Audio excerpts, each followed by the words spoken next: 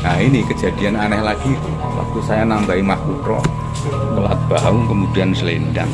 Itu saya itu dulu kan belum punya tempat. Saya itu ngelukis di kamarnya Mbok. Kenapa saya di kamar Mbok? Setiap ada kejadian lukisan itu, terus saya mimpi kamarku kok kayak apa kok. Tapi saya nggak ngaku. Gitu. Jadi Mbok tanya saya enggak. Jadi hampir semua, maaf saya potong, maksudnya hampir semua lukisan jenengan itu selalu ada unsur mistik ya. Artinya Rata-rata ada ya, Mas? proses-proses mistik ya. Rata-rata ya.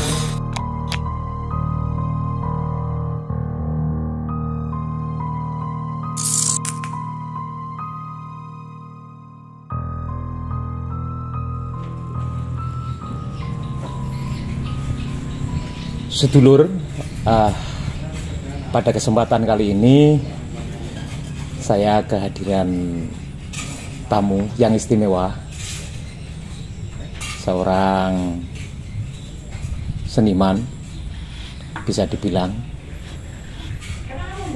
Dia pecinta budaya yang sekaligus pelaku budaya yang hidup kesehariannya tinggal di desa.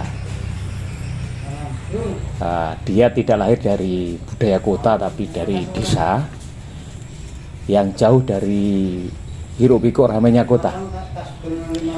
Kali ini kami ingin menggali kearifan-kearifan dari beliau terkait dengan mutiara-mutiara kehidupan dan dunia seni ya. Nah, kali ini saya bersama dengan Mbah Wito atau akrab dipanggil Kang Wito. Sugeng sonten Kang Wito. Geng sonten Gus Lurah. Ada apa? Nggih. Sumbahan nuwun sampun saged rawuh ngobrol wonten podcast kula niki. Kita perlu Kang Sukawuruh saking panjenengan. Wah, Mbok pilih terbalik. ada sesuatu yang bermanfaat buat kami pribadi maupun teman-teman semuanya. Ini hari-hari Mbah Wito ini kegiatannya apa nih? Kegiatannya apa? Kegiatan Mbak. Ya apa ya, seorang seniman itu kalau di desa ya semono kae lah. Kebetulan saya itu selain melukis dari kecil, itu ada kegiatan di Pahargan Manten. Ya Manten itu musiman Mas. Kalau usum batu mulut itu ya ada. Mulut sabulan deh nenek. Jadi ketika itu saya itu ada kanvas juga ada, kemudian MC Jawa Nyondro juga nanti ada. Jadi ketika orang yang mengundang terop, nanti yang lukis di rumah. Itu cuma pesanan-pesanan saja, pesanan aja. Jadi nanti kalau pas dapurnya di Manten ya lukisnya berhenti. Ya seniman desa Mas. Seniman desa itu harus, memang seniman desa itu dari awal terdidik nerimo ing pandum, nerimo ing temandu. Jadi sebenarnya kalau kita menoleh seniman-seniman terutama lukis seperti saya yang sudah sukses, seorang maestro-maestro itu, ya sebenarnya ya sedikit ada kecemburuan. Wah, nyapone kok ndak payu.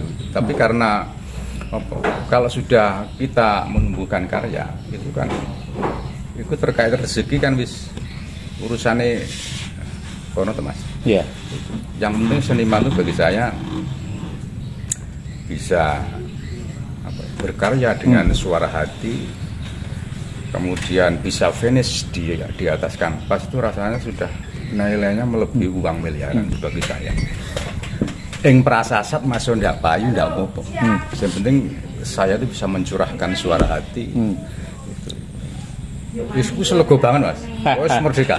Itu swarga seorang seniman itu sudah menumbuhkan sebuah karya. Iya. Karya, dan itu benar-benar pure dari suara hati. Jadi kalau bagi saya seorang seniman itu kalau mau membaca karakter seniman, itu bacalah hasil karyanya. Itu bagi saya itu sudah lama saya meneliti tentang karya sendiri. Kalau pikiran saya itu kalut, pikiran ternyuh itu hasil karya juga bisa dibaca, Iya. ternyuh. Tapi kalau pemadang, pikiran itu bisa pure fokus, itu hasil karyanya pun juga punya roh gitu, punya roh. Itulah seniman di desa gimana Mas? Kalau Jadi ini salah satu ya, ini tadi masih pemula, beliau langsung ngomong jauh, tiba-tiba sudah ke inti jantung apa kebersenimanan gitu ya. Padahal saya belum nanya, Kang itu hari-hari di Jajar ya, hari-hari di Jajar. Hari Jajar, dulu pernah saya itu di Kalimantan 11 tahun. 11 tahun. Itu edok-edoknya ya anu Mas. Saya dulu berangkat Kalimantan itu ya dengan keberangkatan yang apa ya, pikiran perang sebenarnya. Perang. Saya itu berangkat Kalimantan itu perang. Enggak, kok sampai jauh ke Kalimantan itu dalam proses seni atau? Ya itu perang itu Mas. Perang. Saya di rumah itu perang. Saya dulu kan punya cerita unik. Bahkan Bisa diceritakan tuh? Iya, bahkan sampai sekarang. Dicerita Mas. Ceritanya. Monggo sekilas nggak? Sebenarnya saya tuh malu cerita tentang pengalaman saya dulu tuh malu dari itu sampai sekarang itu ada yang bilang bahwa Kang Wito dulu pernah gila bilangnya. Sampai sekarang ada Mas yang berbicara tentang gila. Tapi di situ saya nggak menyadari bahwa cuma apa ya, orang bilang datnyang, kadang-kadang nyadar, kadang-kadang enggak. Saya dulu ada berapa ya? Kurang lebih ada 3 tahun itu. Saya tuh kalau di rumah takut Mas. Di rumah takut. Tapi setiap mencoba saat di rumah, itu entah itu halusinasi apa itu memang benar-benar kejadian yang unik, saya nggak ngerti. Jadi kalau saya di rumah itu tidur takut. Seperti ada orang yang banyak di rumah saya, macam-macam Mas itu. Ada yang pakai serban, ada yang pakai pakaian adat Jawa, dan semua itu kumpul mengelilingi saya di rumah. Ini cerita Mas. Iya. Apa itu halusinasi nggak tahu. Itu saya waktu umur berapa ya? Itu belum setelah SMP nggak salah. Itu kalut saya di situ. Kalut. Sampai merasa fisik saya itu sakit lama. Tapi ketika saya dicek dokter itu nggak ada penyakit. Itu kan aneh. Jadi maaf, tanda kutip gila tadi itu yang menyebut orang-orang ya? Orang-orang. Tapi Anda tidak merasa gila? Nggak merasa, karena apa? Saya itu dari segi pakaian pun amburadul. Saya itu dulu pernah bikin baju. Itu dari lap saya ngelukis itu. Dari lap itu sudah ngelukis? Waktu itu sudah ngelukis? Sampun ya? Sudah, dan lukisan saya itu aneh-aneh Mas. Saya ceritakan ya. Kalau boleh cerita sebelum ngomong tentang kegilaan jenengan tanda kutip ya, jenengan itu melukis mulai umur berapa? Kalau melukis mulai sekolah dasar itu, saya kalau ada tugas yang melukisnya sulit itu malah senang. Tapi kalau melukisnya hanya sekedar lukis, saya nggak mau ngerjakan. Padahal umumnya kita anak-anak sekolah itu melukisnya kan mesti alam gitu kan, ada gunung dua, tengah-tengahnya ada matahari, terus persawahan gitu kan. Ya, itulah saya dulu begitu. Jadi kalau lukisannya kok guru oleh tugas wangil malah seneng Mas. Saya kerjakan. Tapi kalau yang lukis saya kurang malas gitu. Kalau udah tenanan gitu.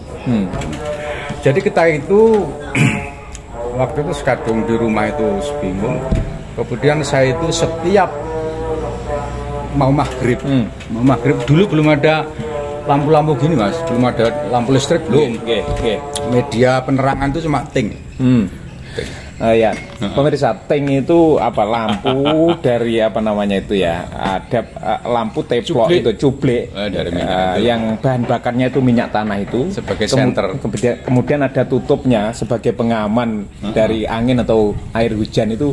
Dari seng gitu ya. Kemudian ada gantungannya kayu gitu. Ya itu sebagai senter dulu ting ya. Jadi setiap saya itu ada cantreknya itu ponakan saya sendiri. Ini orangnya masih hidup. Kalau ditanggapi sejarah saya itu gimana dulu waktu itu. Jadi setiap mau maghrib itu saya ke sebuah musola di bawah bambu.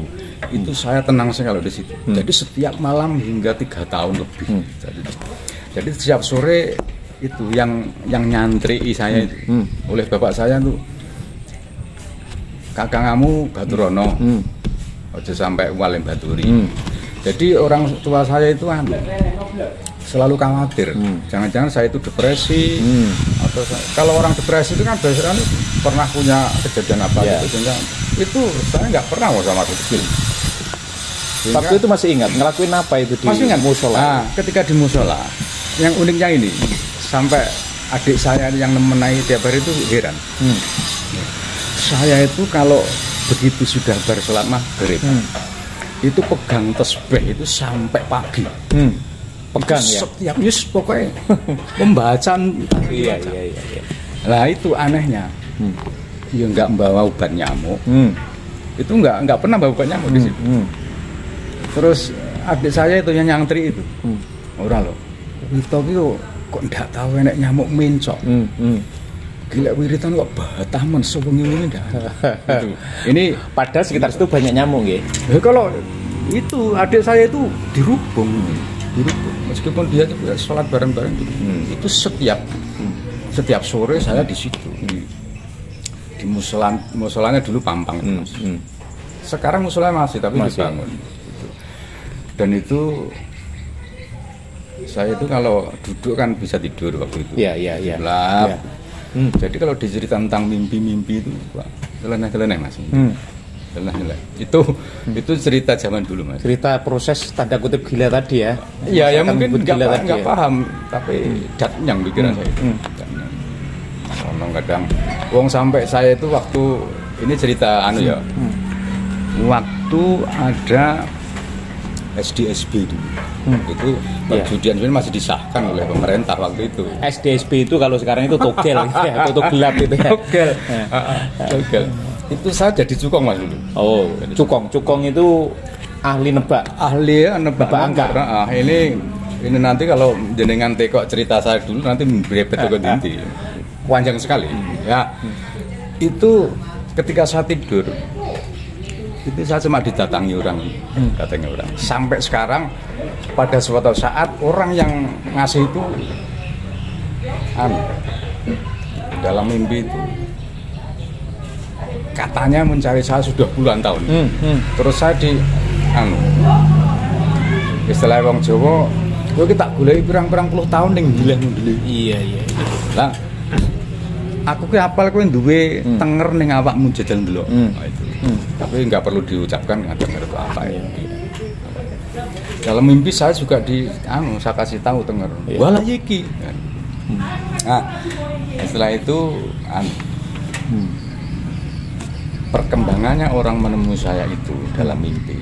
Saya dikasih gambar-gambar itu. Kilo ngger onekno. Jadi kalau pagi itu saya gambar di kertas. Setelah sholat Jumat itu saya mesti gambar Mas. Jadi ada hubungannya antara jenengan tanda kutip gila gendeng tadi dengan proses kreatif melukis ada? Ada. Tapi bagi orang yang belum mengerti tentang saya, itu dikira saya gila dari segi pakaian saya yang itu Cuman camping. Saya sukanya itu waktu itu. Kalau pakai pakaian yang bagus itu nggak enak. Berarti sekarang kontras dong. Sekarang kontras jenengan tak kenal noecis, badannya bajunya bagus. Kali ini kan puber saja. Jadi lap untuk melukis itu saya gandeng-gandeng Mas dulu. Saya gandeng-gandeng itu saya jahit tangan sendiri. Itu. Terus saya bikin baju di rumah Mbak saya dulu kan penjahit. Iki apa lho kanvas yang dibikin atau lap untuk lap itu. Lap melukis. Lap melukis saya gandeng-gandeng. Waktu itu melukis di apa? Itu. Kalau dulu ya di kanvas sudah. Kanvas ya. Tapi karena saya itu melukis itu tidak, jadi nggak pernah punya formal di situ. Jadi gambar sesuai angan-angan, kadang-kadang mimpi suruh gambar ini gitu ya.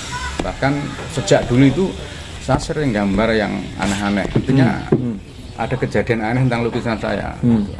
Yo, misalnya dulu saya kumpulkan sudah ada media seperti ini, itu saya dokumen lukisan saya yang aneh-aneh. Sekarang hilang semua itu ya? Nggak pernah saya dokumen. Saya pikir itu kalau itu saya dokumen kok nggak pas itu kayak apa ya? Nggak kepikiran itu ya? Itu sebuah rahasia Tuhan artinya. Rahasia. Nanti kalau dimediakan saya pikir gregetnya itu kurang. Bahkan sampai sekarang saya sering melukis aneh-aneh setelah jadi lukisan kemudian ada aneh. Itu kira-kira di usia berapa Mbak Wito jenengan Saya di proses seperti itu? usia berapa ya? Usia saya kelas 1 SMA ada saya. SMA ya? SMA. Jadi lebih banyak proses berkesenian dalam artian melukis, khusus melukis ya, karena beliau banyak kemampuannya, talentanya banyak. Ya. Dia banyak proses mistik kalau saya lihat itu. Betul. Jadi Mungkin beliau ini seorang pelukis yang mistik. Ya, gini Pak Wito, menurut pengamatan jenengan, apakah hampir semua pelukis itu memang prosesnya mistik atau enggak? Saya rasa enggak. Enggak ya? Enggak.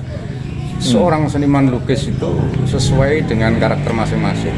Bahkan sesuai dengan siapa dulu yang diajak komunikasi tentang hati, komunikasi tentang. Tapi kalau saya rasa itu nun sewu kayak kelebihan Mas. Kelebihan yang sudah pembawaan sejak lahir. Jenengan ada nggak turun lukis dari bapak atau Kalau eyang turun atau siapa? lukis nggak ada sih. Cuma mbah saya dulu Pujonggo. Pujonggo. Mbah yang dari bapak itu kan katanya dari Nglorok Pacitan. Tapi kalau dari mbok ya itu yang mbah. Itu katanya bahkan sampai sekarang itu ada peninggalan mbah saya yang dari Nglorok itu di masjid Penagung Panggul. Itu saya sering kunjung sana. Raketang 2 rokangan, 4 rokangan saya kalau sana. Dan saya itu kuncinya ketika duduk itu raketang sakedeping netra kudu iso turu. Itu prinsip saya. Karena ketika kita maklap itu murni, Pak. Murni. Jadi ketika duduk di mana saja, apa itu ziarah, apa itu sholat di masjid, saya harus bisa tidur. Raketang sakedeping netra. Menarik ini menarik ini. Ini salah satu teknis beliau, berarti salah satu jenengan menemukan inspirasi harus tidur dulu atau ilham gitu kan bahasanya, atau percikan mimpi ya. Kalau ilham lewat terlalu itu tinggi, ya, Mas. lewat itu ya. Ilham terlalu tinggi, Mas. Tapi pintunya melalui itu harus tidur. tidur Raketang ya. 1 detik, 2 detik harus tidur. Itu ya. Tapi jangan lama-lama tidur itu. Mak, les itu nanti kalau memang Tuhan ngeridhoi, mesti oleh-oleh Mas. Kalau kelamaan malah nanti jadi Kelamaan ya mimpi basah. Iya, itu enggak bisa. Tapi dilalah kalau tidur ya hanya sekejap saja. Jadi saya nggak mau kalau pola pikir tentang kefilsafah, tentang urusan spiritual itu kalau dari kecerdasan akal saya nggak mau. Saya harus tidur dulu. Entah nanti petunjuk apa. Itu menurut saya. Itu yang saya yakini selama ini. Saya juga nggak, entah gurunya kok nggak paham.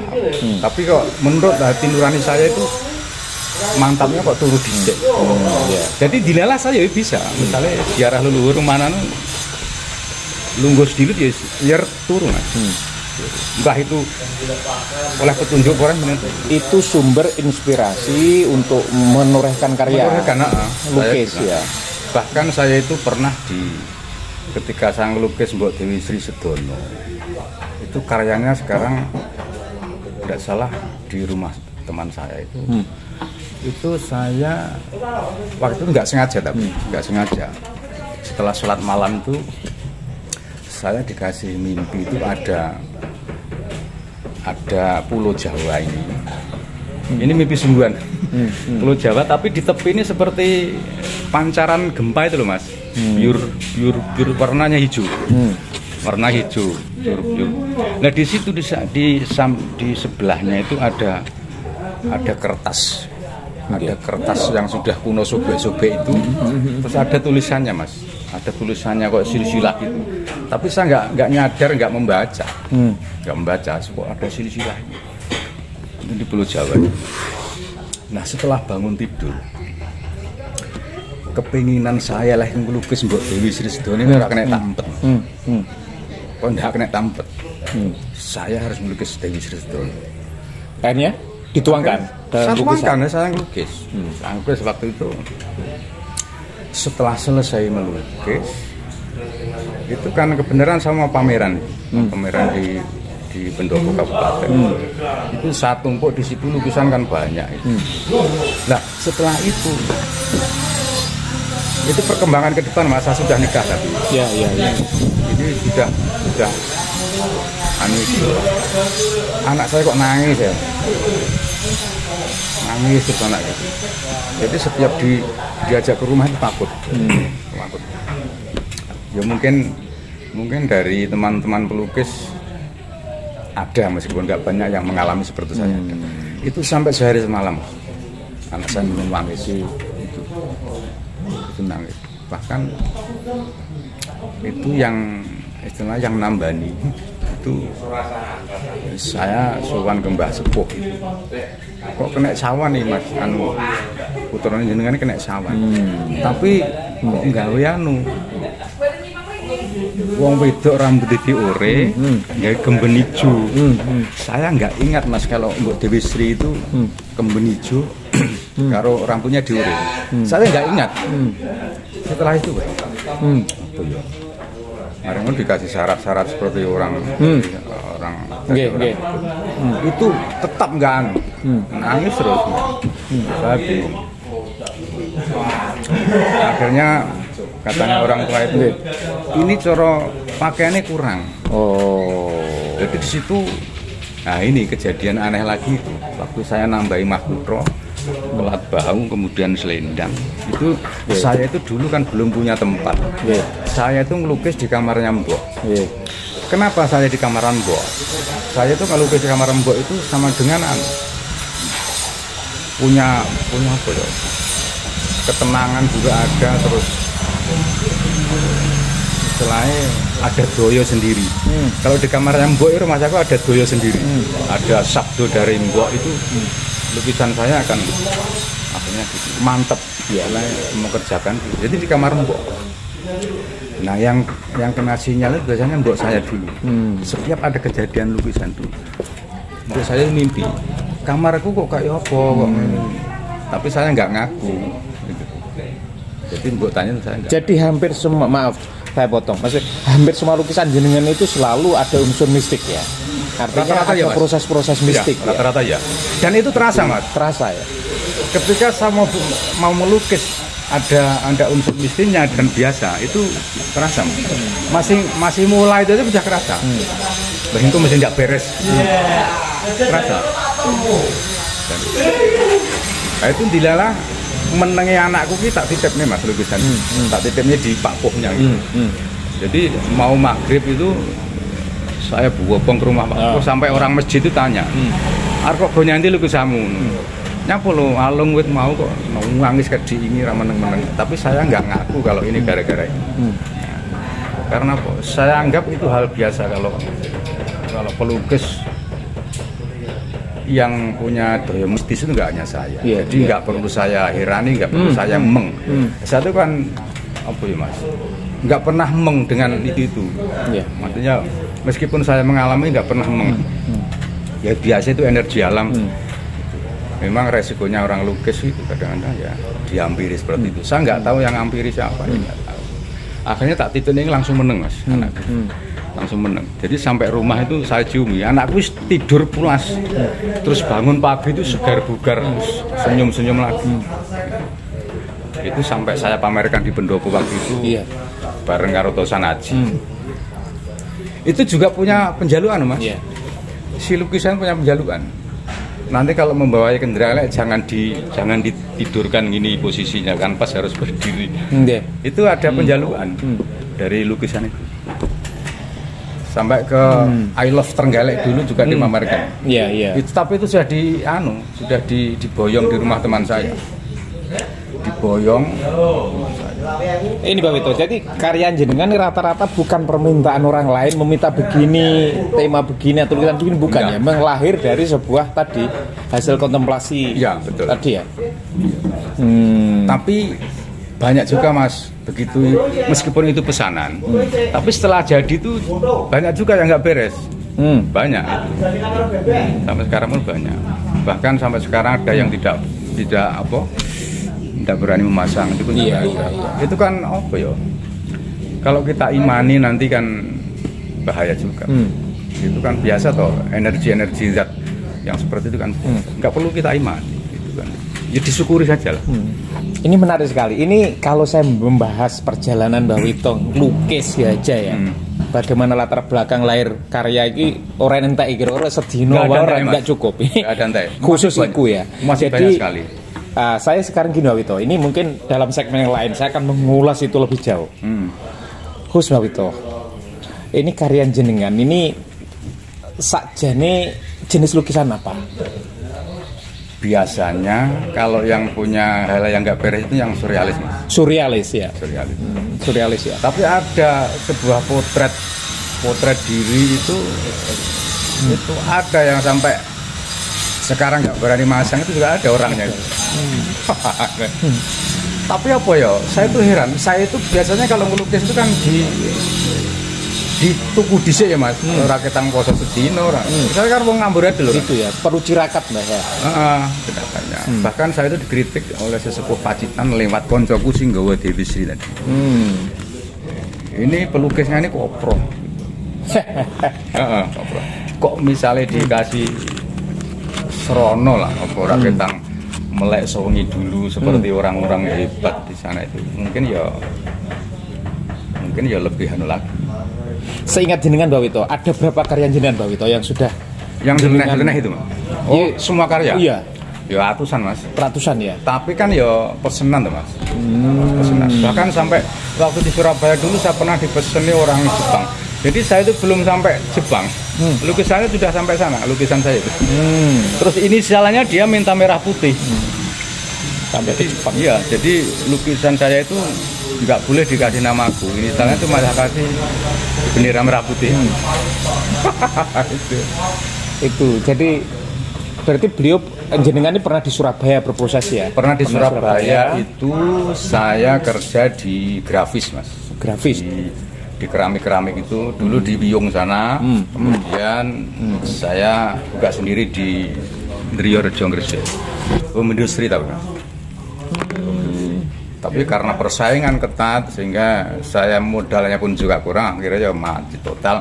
Akhirnya saya nyewa kos di situ. Teman-teman juga mahasiswa seni rupa kabeh. Jadi saya menambah wawasan itu dari konco-konco senior saya itu. Sarjana seni rupa. Saya nggak kuliah. Ini Mbak Wito. Jenengan kan nggak kuliah ya. Kalau teman-teman mungkin yang terdidik secara kuliah, cara pandangnya juga kenal dengan industri seni ya. Betul. Terus sekarang jenengan ya. Ini jenengan ini hari-hari. Kalau ngomongin kebutuhan itu apa mengandalkan dari lukisan atau enggak itu? Ini Mas, saya itu orangnya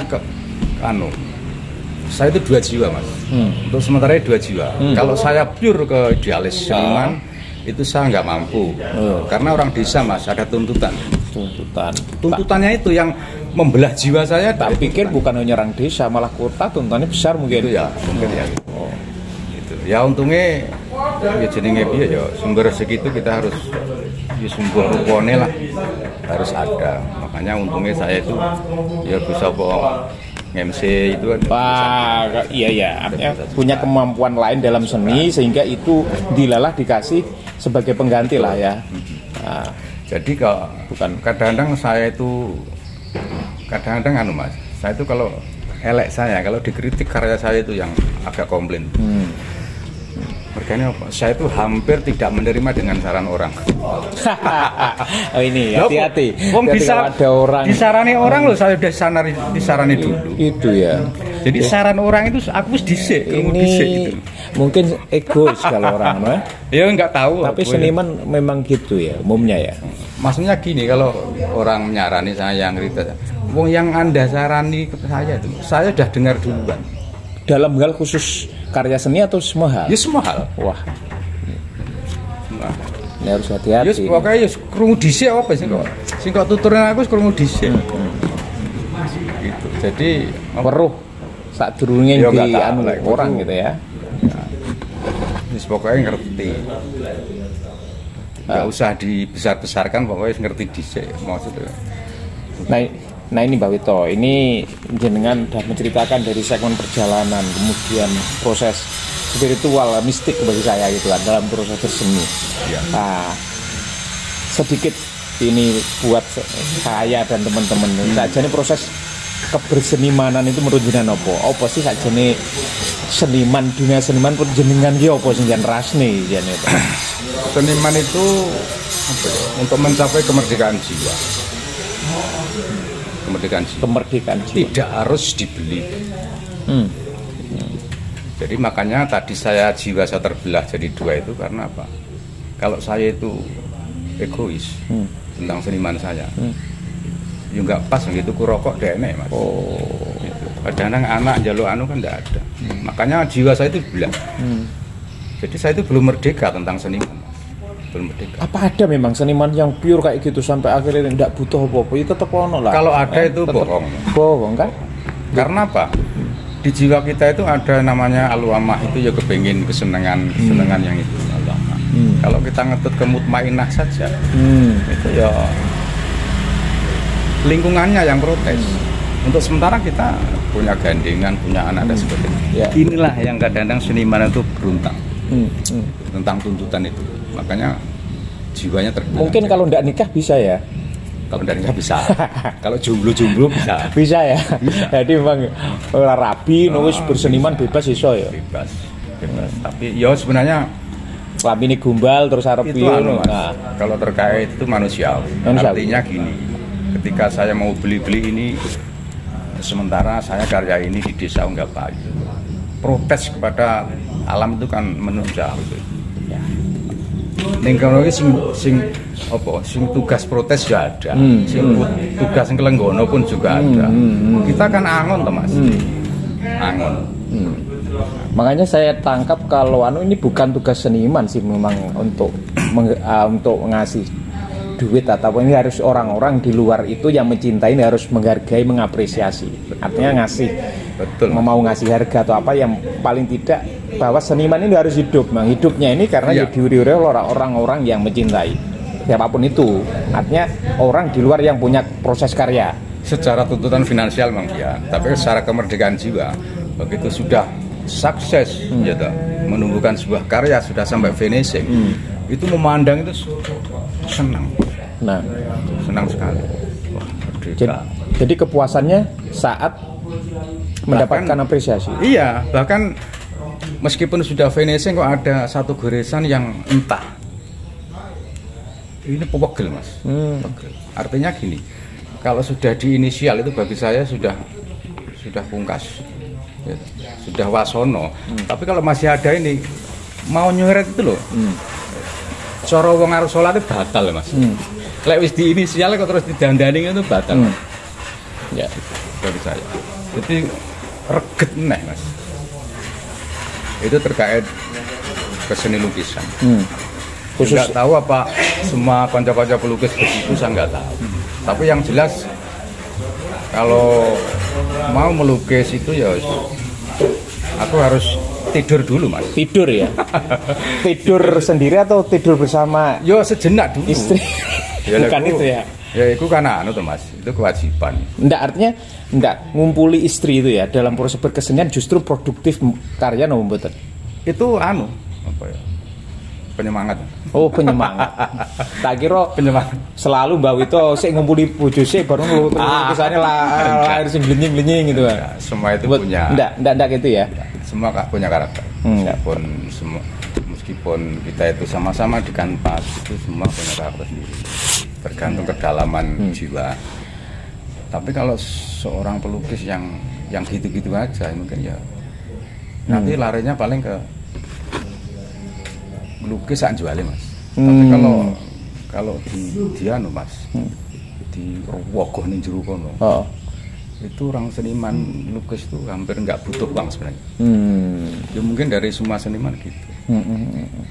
Nggih. Gitu. Kaya-kaya nggak butuh uang, padahal arep tuku rokok ndak duit ya bingung. Bingung.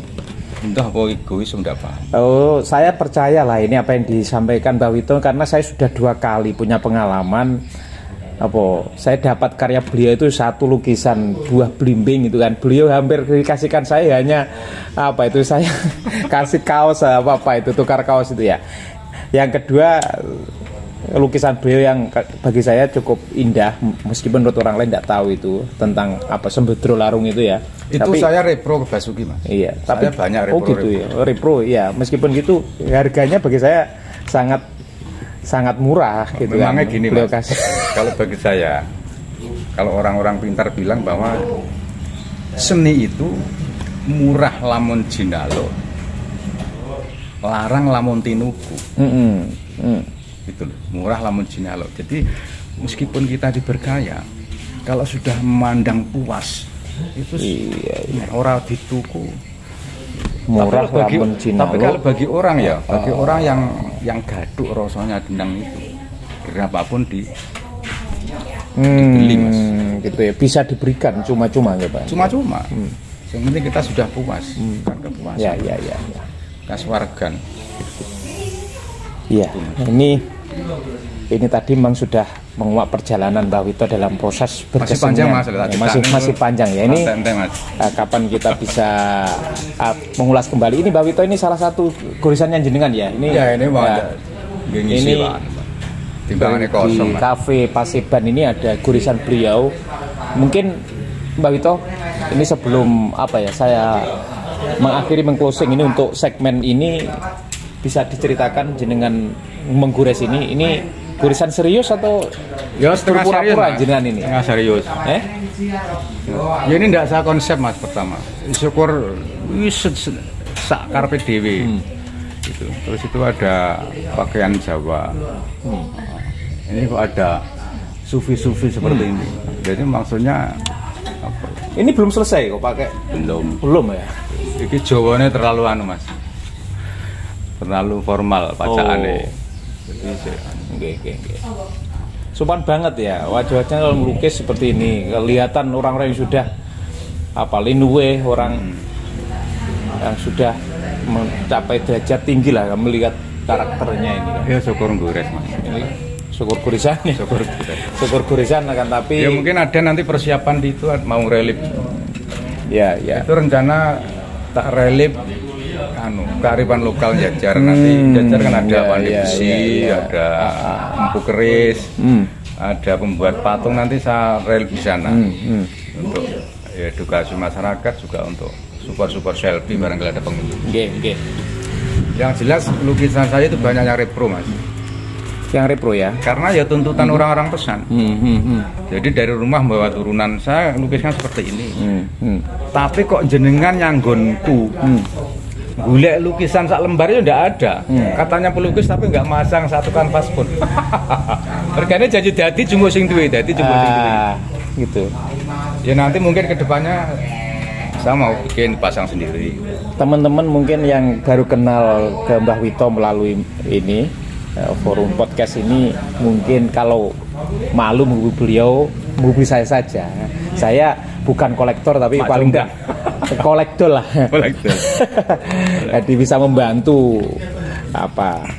disebut kurator juga belum. Ya saya itu hanya sekedar bisa menggambar Mas, bisa melukis.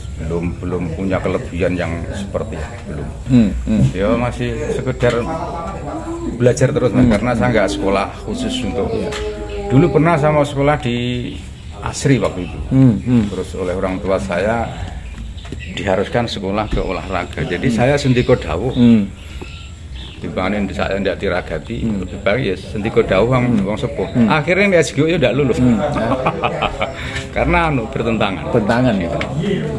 Tapi unik Mbah, dari karya-karya jenengan ini, meskipun jenengan nggak ngomongin sekolah, ini kan justru malah lebih genuine, lebih autentik lah ya. Tidak merdeka. Sebagai penutup Mbah Wito mungkin bisa disampaikan ke teman-teman ya. Ini terkait apa? Modal wong dadi seniman ki opo ning kono? Modale opo? Seniman itu panggilan modalnya ndablek suruhan isin wis cuek tapi peduli. Seniman itu halus sebenarnya. Halus. Ketoke kaya sangar kaya sebenarnya enggak.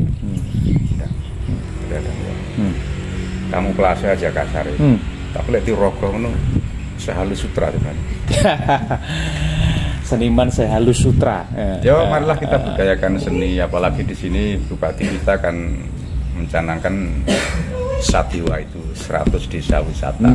Jadi marilah kita membudayakan apa itu seni. Karena apa? Seni itu sendiri bisa buat hiburan, Mas. Ketika jenuh berpuisi lah, bikin lagu, nyanyi, atau yang bisa orang-orang lukis ya lukis. Itu untuk hiburan. Yang penting ya sesuai dengan tatanan, nggak ngawur. Ya mungkin nanti Mbah Wito saya minta lah ini, mumpung saya ini kepala desa yang juga sangat support beliau ya, seni apapun nanti coba dihidupin, dikembangkan Pak ya, bukan hanya lukis tapi mungkin tari, suara, puisi, apa yang lain-lain ya. Ya mohon doanya sengkuyung jenengan untuk mungkin jajar budaya hidup. Amin.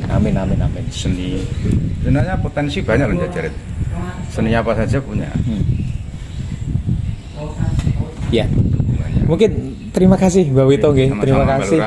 Meskipun hidup di desa, insya Allah Anda tetap akan menjadi mutiara. Ini desa harapan yang kami tentrem, ya, untuk desa kita. Amin. Amin. Mungkin perbincangan kita dengan Mbak Wito di sini dulu, sahabat-sahabat, dulur-dulur, sambung lagi lain waktu, mesti dengan yang lebih gayeng.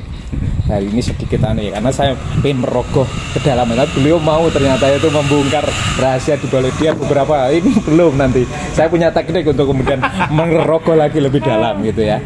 Ini belum ngomongin tentang hikmah-hikmah yang tersembunyi di balik pengetahuan dan kebijaksanaan beliau. Terima kasih semuanya telah mengikuti perbincangan ini, semoga bermanfaat. Selamat sore, Rahayu.